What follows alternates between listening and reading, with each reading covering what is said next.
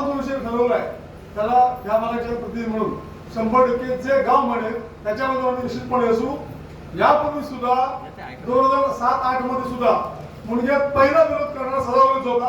हायस्कूलच्या ज्यावेळी त्याच्यामध्ये मिटिंग झाली त्यावेळेला फक्त माझी बाबाला विनंती आहे, एका चांगल्या मुद्द्यावर तुम्ही हात घातला की पैशासाठी बाहेरच्या लोकांना जमीन विकू नका.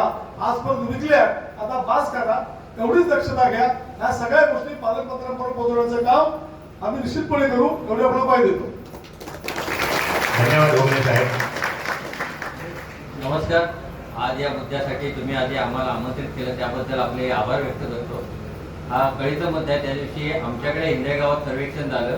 तुम्ही जसं म्हणता तर सरपंचांनी जाऊन तिथे खात्री केली, पण त्याही वेळी तिथे सांगितले गेले की भूसर्वेक्षणासाठी आम्ही सेंट्रल गव्हर्नमेंटकडनं आम्हाला पाठवलेला आहे. त्यामुळे ते कुठचीच बाकी काय माहिती देत नव्हते. आज या विषयासाठी आम्ही ओगले साहेब आणि मी येताना गाडीत आमची चर्चा झाली की हा जो औषधिक प्रकल्प आहे तो जर खरोखरच होता ना, अजून कसलंही परिपत्रक आपल्या कुणाच्या हातात नाही, तुमच्या नाही की आमच्या नाही. हे गुगल असेल, कुणाच्या व्हॉट्सअपच्या याच्यावरनं आपण सगळं गृहीत धरून पुढच्या भविष्यातील धोका ओळखून आपण या मिटिंगा घेतोय आणि ठराव मांडतोय. जर चांगले प्रकल्प तुम्ही मगाशी जे सूचित केले ते जर चांगले प्रकल्प आपल्या गावात येत असतील, पवन ऊर्जा असेल, सौर ऊर्जा असेल, अजून मध्ये आपल्या पालकमंत्र्यांनी एक महेंद्र उद्योगाचा एक काहीतरी रिसॉर्ट उद्योग आणला. असे जर चांगले उद्योग, काथे व्यवसायाचे मोठे उद्योग आहेत ते आपल्या शासनामार्फत, केंद्र शासनामार्फत त्याला जवळजवळ 80-90% सबसिडी आहे. असे जर मोठे जर चांगले उद्योग जर येत असतील त्याला स्वागतार्थ आपण असणार आणि तुम्ही सांगितल्याप्रमाणे त्याला सगळ्याला आपलं सहकार्य करणार.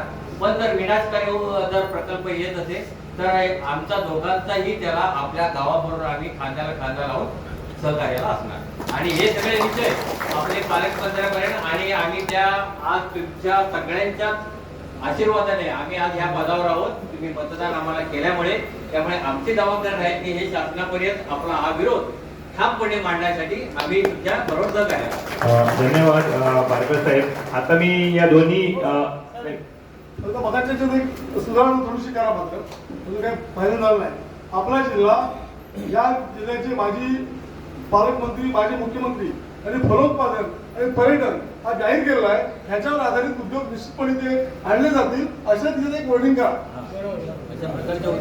धन्यवाद पारकर साहेब आणि ओगले साहेब. आता मी या दोघांना भगवतीच्या सूचना म्हणण्यापेक्षा एक विनंती की जसं आपण म्हटलं की इतर कोणाला पुणे जिल्ह्यातल्या लोकांना इथे जमीन घेऊ नये, पण आज तिथे वरती बरेचशा जमिनी गेलेल्या आहेत, प्लॉटिंग झालेलं आहे.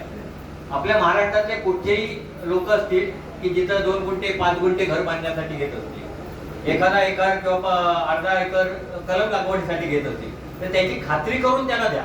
कारण जे विकले गेलेले आहेत ते परत रिसेल जे करणार आहेत प्लॉटिंग करून, तिथे जर एखादा घर बांधण्यासाठी 2-3 गुंठे घेत असेल तिथे त्या 2-3 गुंठ्यात तो उद्योग आणू शकत नाही. मी काय म्हणतो, खात्री करून आपल्या ज्या कमिटी मार्फत त्यांना परमिशन मिळावी. आता मी दोन्ही सदस्यांचा धन्यवाद व्यक्त करतो आणि त्यांचा आता एक सूचना आहे त्याबद्दल तुम्ही बोलतो.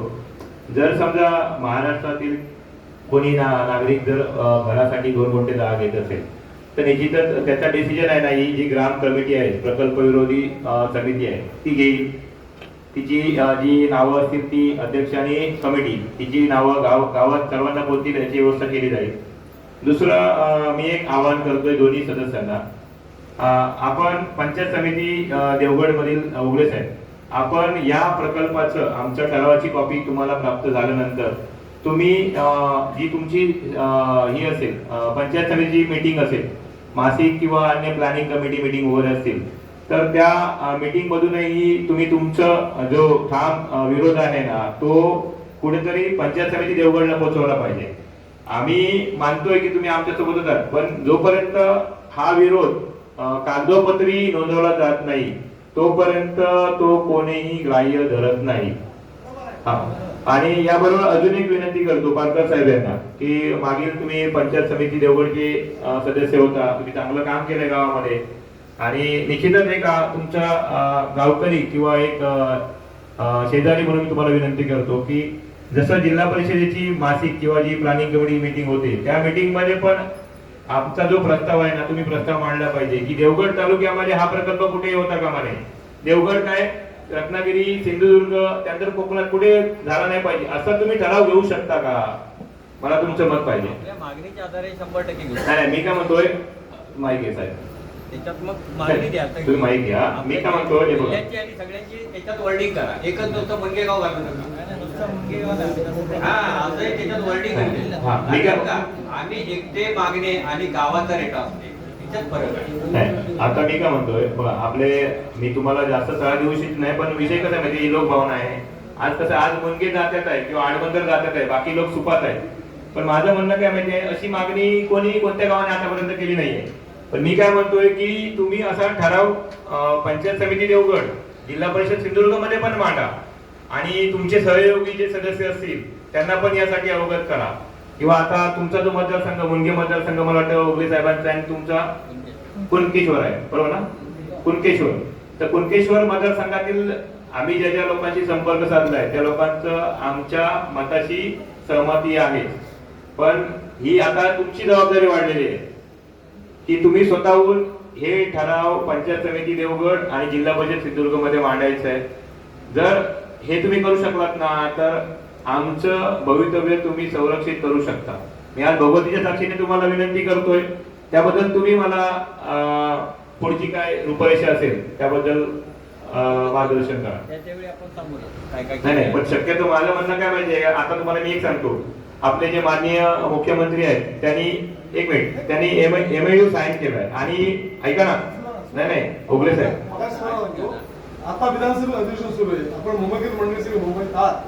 माझं म्हणणं या सर्वांच्या बाबतीत अधिवेशन काळात सगळे मंत्री भेटतात, चीफ मिनिस्टर भेटतील, पालकमंत्री महोदय भेटतील, त्यांच्याकडे आपण एक शिष्टमंडळ लावून भेटा, म्हणजे या पैशाला खरी गती निश्चितपणे प्राप्त होईल. आता मी तुम्ही बोललात ना त्या तुमच्या निर्णयाचं स्वागत करतो आणि मी काय म्हणतो तुम्ही अपॉइंटमेंट घ्या ना पालकमंत्र्यांची.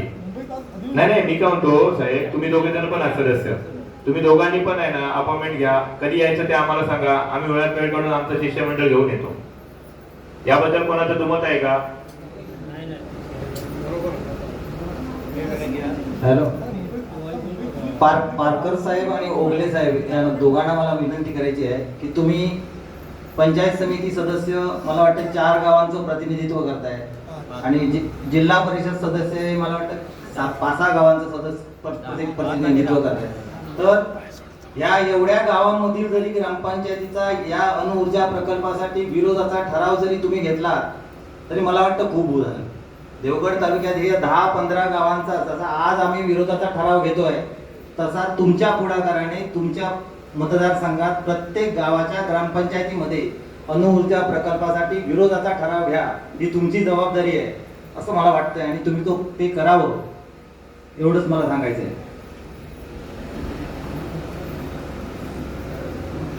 एकट्या सरपंचाला सांगून ठराव होणार नाहीये.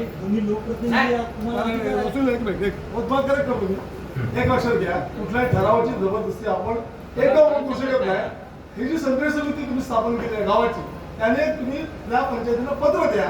त्या नुसता मुंगेचा प्रश्न नाही, हा पंचकृषीचा जिल्ह्याचा प्रश्न आहे. तेव्हा आपण कृपया अशा प्रकारे ठराव घेण्यात यावा असं पत्र द्या. लक्षात घ्या, ऑफिशियल एक तुमच्याकडनं सरकारी समितीकडनं पत्र जाऊ दे की नेमकं काय चाललंय हे त्याला कळेल. लक्षात घ्या, अजूनही आपल्याकडे या संदर्भात एक मिनिट जरा माझा प्रवृत्त जरा जरा साहेब तुम्ही बोला नंतर. आपल्याकडे याच्यातलं अजून डिटेल्स सगळ्यात नाहीत. लक्षात घ्या, डिटेल्स सगळ्या पाहिजेत आपल्याकडे. एखाद्या गोष्टीवर बोलताना सुद्धा त्याचे बरे वाईट परिणाम, वाईट असतील चांगले असतील हे आपल्याला पाहिजे हे सगळं. आणि एक ठराव घेताना सुद्धा त्या पंचायतीला माहिती पाहिजे व अणुऊर्जा प्रकल्प म्हणजे काय, त्याला माहिती पाहिजे येतोय की नाही, येतोय की नाही, काय त्याची आता- प्लेस बाबा कुठे नक्की गेली आहे का, ह्या सगळ्या गोष्टी सांगून तुमचं एक पत्र जाऊ दे ह्या सगळ्या आपल्या 10 गावातल्या लोकांना. पण पहिली पाहिजे मग की त्याला एक काहीतरी ऑफिशियल गतीला प्राप्त होईल. लक्षात घ्या, नुसतं आपण सांगून ठराव घ्या असं नाही होत. आणि ठराव घेण्यात हे कोण आहेत, त्या गावातले ग्रामस्थ आणि तो ठराव मांडू करू शकतात. तर त्या गावचा जो मतदार असेल त्या गावातला तोच तो ठराव मांडू शकतो. तिथे लोक पंचायत समिती जिल्हा परिषद मेंबर ठराव मांडू शकत नाही. आणि सूचक होतं त्या गावचा ग्रामस्थ मतदार पाहिजे हा त्यातला विषय. आता मी एक मिनिट जरा करू इच्छितो. आता जशी आम्ही तुम्हाला विनंती केली आहे ना तशी तुमचा जो मतदारसंघ आहे किंवा तुम्ही ज्या भागाचं प्रतिनिधित्व करताय ना त्यातून तुमची पण जबाबदारी आता वाढलेली आहे. आम्ही तुम्हाला ही विनंती करतोय, लक्षात घ्या, आमच्यापर्यंत जे होणार ना ते आम्ही करणारच, पण त्याच्यापेक्षा पुढचं काम तुम्हाला करायचं आहे. कारण आम्ही तुम्हाला निवडून दिले, तुम्ही आमचे प्रतिनिधी आहात, बरोबर आहे. आता मला एका विषयावरती येतो, जो मुख्यमंत्र्यांनी माननीय मुख्यमंत्र्यांनी जो MOU साईन केला त्यावरती आतापर्यंत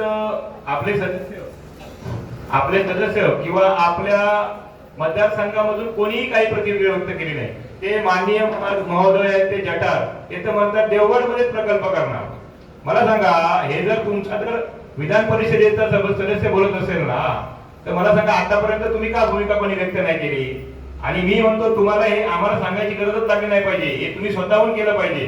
तुम्हाला जिथे जिथे अडचणी येतील तिथे आम्हाला सांगा, आम्ही सगळ्या लोकांना भेटू. पण आज तुमची जबाबदारी वाढलेली आहे. मला वाटतंय की तुम्ही हे करावं. बाकी कुठे गरज लागेल तिथे मुणगे ग्रामस्थ किंवा एक भगवती देवी भगवतीचा एक भक्त म्हणून तुम्हाला विनंती करतो की मी असं असणार. ग्रामसभा झाली तिथे ठराव झाला, असे त्या गावाने घ्यायला पाहिजे तो ठराव. नाही, त्यामुळे पण- जर आजूबाजूचे त्याचे फारकर साहेब, तुमचं म्हणणं ना 100% बरोबर आहे. पण आता विषय कसा आहे, आमची समिती आहे ना, ती प्रत्येक गावात जाणार आहे. हा इथून जाऊ देत नाही ना, मग आम्ही तिथे बोलू शकतो नाही, ना. नाही, आणि मी काय म्हणतो आता जसं विनंती करणार आहे आम्ही, कळलं का? त्याची तुमची पण आम्हाला त्यासाठी साथ पाहिजे. नाही, आता मी काय म्हणतो, आता तुम्ही बोललात ना की पावसाळी अधिवेशन चालू आहे. तुम्ही दोन्ही सदस्यांना मी विनंती करतो की तुम्ही केव्हाची अपॉइंटमेंट घ्या. आम्ही आमचं शिष्यमंडळ घेऊन भेटायला निश्चितच हजर असू. तुम्ही सांगाल त्या वेळेला सांगाल त्या ठिकाणी उपस्थित असू आम्ही. आणि माझं तर म्हणणं आहे का माहितीये काय, ही लोकभावना आहे ना पालकमंत्र्यांनी विधानसभेत मांडली पाहिजे. म्हणून आधी त्यांना पत्र तर जाऊ देत आपलं. आमच्या ठरावाचं पत्र त्या आस्थापनेला पत्र जाऊ दे, त्याचं उत्तर येऊ देत ना. नाही, मी काय म्हणतो सगळ्या गोष्टी ठीक आहेत. हो, सगळ्या गोष्टी ठीक आहे. आतापर्यंत आहे ना, आतापर्यंत ओगले साहेब तुम्ही एक मिनिट ऐकून घ्या. मी तुम्हाला बोलायची संधी देतो. मी एक मिनिट ऐकून घ्या. मी काय म्हणतो, जटार कोणत्या पक्षाचे आहे तो? नाही ऐका, पहिलं बोला, मला कंप्लीट करू द्या. तुम्हाला पण बोलायची मी संधी देतोय. आता जटार बोलल्यानंतर आहे ना, तुमच्या देवगड तालुक्याचा एकही माणूस वैयक्तिक बोलला नाही. आज तुम्ही आंबा बागायतदार आहे, मी आंबा बागायतदार शेतकरी आहे. आज आमची आहे ना, आमची ते फाटलेली आहे, या शब्दात बोलतो मी. आमची फाटलेली आहे ते सगळ्यांची आहे. आणि तुम्ही सांगताय ना की हे मांडलं पाहिजे, पण सगळं करू आम्ही. पण आज आमच्या भागातला जो आमदार आहे त्याने एक लोकांना विश्वास घेतला पाहिजे. हे काय चाललंय आज मी तुम्हाला सांगतो, सावंतवाडी पासून दोडा मार्गापासून विजयदुर्ग पर्यंत सगळे लोक अक्षरशः भयभीत झालेले आहेत. आणि आज आम्ही जे करायचं ते प्रयत्न करणार. पण माझी रिक्वेस्ट आहे तुम्हाला की तुम्ही ऍटलिस्ट त्यांच्या समोर हा विषय मांडा. नाही, आपलं 1-2 दिवसात लवकर पत्र जाऊ देत सगळ्या आस्थापनेला. आणि 3 आठवडे आता आपलं अधिवेशन चालणार आहे, त्यामुळे त्याच्यात तो विषय त्यांचा रिप्लाय त्याच्या 1 आठवड्यात आपल्याला काय ते कळू देत ना. त्याच्यानंतर आपण रिॲक्ट होऊ त्याच्यावर. नक्कीच धन्यवाद पालकर साहेब आणि ओगले साहेब. अधिवेशनाच्या वेळेत आहे ना, असे काही इमर्जन्सी कार्यक्रम करत असेल गव्हर्नमेंट, ते पण करू द्यायचे नाही ग्रामस्थ. केलं नाही. आम्ही कोणा जबरदस्ती नाही केली आहे की तुम्ही उभं राहून इलेक्शनला. काय एखाद्या वाडीत जर एखादं काय काम चालू असेल, ऐकून घ्या ना, एखाद्या वाडीत एखादा आता ते म्हणते ना लाईट तिकडे गेली, माहित असते का ना, सरपंच तिथं माहिती असते, पण त्या ग्रामपंचायती सांगणं गरजेचं आहे ना तिथे, बाबा असं काम नाही, चाललंय ते तर आम्ही आता बघा, आता आम्ही ते ऍक्टिव्ह झालोय पालकर साहेब. त्याशिवाय तिथं कळणार नाही नाही पालकर साहेब, आम्ही आता ऍक्टिव्ह झालो, आम्ही ते करतोय. आता जसं सुनील भाऊनी सांगितलं सावंतनी की असं भाऊ जमीन विकली गेली, कोणाला किती हो जाणार माहिती आहे? पालकर साहेब, आता तुम्ही विषय काढला म्हणून बोलतो ग्रामपंचायतीतल्या भेटी धरायचा. आज माझ्या नावावरती दारूबंदीची केस पडली आहे, माझ्यावरती गुन्हा दाखल झालाय. पंचायतीने ठराव घेतला होता, पंचायतीने काय कार्य केले आतापर्यंत आहे, आणि ते सदस्य सगळेजण सदस्य आज आहेत पंचायतीमध्ये. असं बोललाय मी तुम्हाला, माझी सांगत नाही भावना की माझ्यावरती केस काढा म्हणून. माझा लढा आहे तो मी वैयक्तिक लढणार, पण जेव्हा गावाचा लढा येतो ना तेव्हा माझा लढा मी पाठीमागे टाकतोय. नाही, म्हणून मी माझं म्हणणं उद्देश काय आहे की जे एखाद्या वाडीत एखाद्या कुठच्या तरी टोकाला काम चालू नाही, आता आम्ही होतं, माहित निश्चितच ते नसतं करतो. ग्रामपंचायती, ते तिथल्या लोकांनी ते तात्काळ कळवणं गरजेचं नाही, आहे. आता आम्ही ते करणार. आता आम्ही तुम्हाला पण फोन करणार. हे बनणार चाललंय, शासनाचं आहे काम, कशाला नाही, कोणाला दुसरी विनंती करतो की भाऊ सचिव भाऊ, तुम्ही जरा ते ठराव किती दिवसापर्यंत देऊ शकाल आम्हाला? 2 तरी दिवसाचा 2 दिवसात. हा, मग ठीक आहे, तुम्ही 2 दिवस घ्या तुम्ही. हा. हा. आणि आणि मी काय म्हणतो, जी ठरावाची जी प्रत रेडी होईल ना, म्हणजे कच्चा मसुदा होईल 1-2 दिवसात, तर त्याची जरा हे सूचक आणि अनुमोदक आहेत ना, त्यांना थोडंसं एक नजरेतून घालण्याखाली द्यावा. म्हणजे त्यांना बोलून घ्यावं, जेव्हा शक्य असेल तुम्ही सांगा आम्हाला, त्याप्रमाणे आम्ही त्यांना उपलब्ध करून देऊ.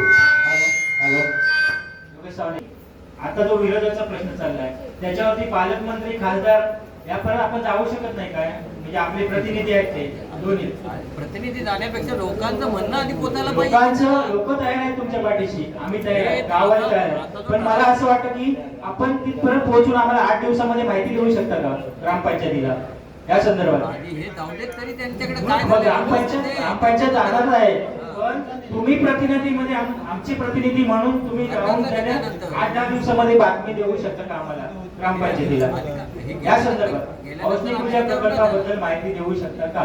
एक प्रश्न. आम्हाला त्याच्याबद्दल काय माहिती नाही तर कसं सांगणार. ठीक आहे भाऊ तुम्ही